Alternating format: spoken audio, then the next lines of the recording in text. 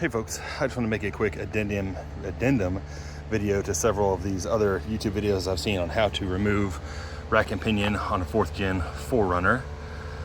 Mine specifically is the V8, the 2U ZFE, and it comes with its own set of challenges. So EricTheCarGuy has a video, and on his, he removes this oil filter housing and like shoves it up out of the way. And he also removes both tie rod ends. I can tell you from my experience, removing that oil filter housing, not necessary.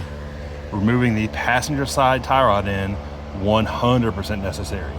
And something that none of the videos I've seen, I've only really watched 2 good ones, but none of them mentioned is once you have the steering linkage, the steering column disconnected, you can move the rack and pinion by hand freely and slide it back and forth, and that helped me immensely in getting this thing out.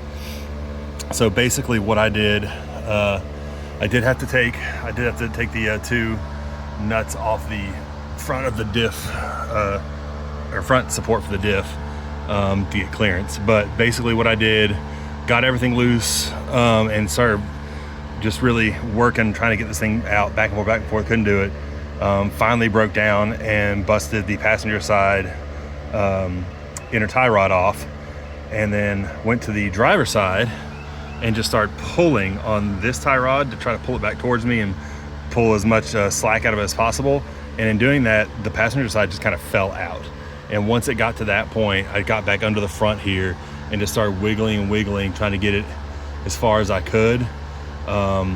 And I will say I reached up and grabbed the tie rod end from the little hole that it goes through and started wiggling it, and eventually it twisted right on out. So really, I fought with this thing for an hour before I finally broke down and took that tie rod end off.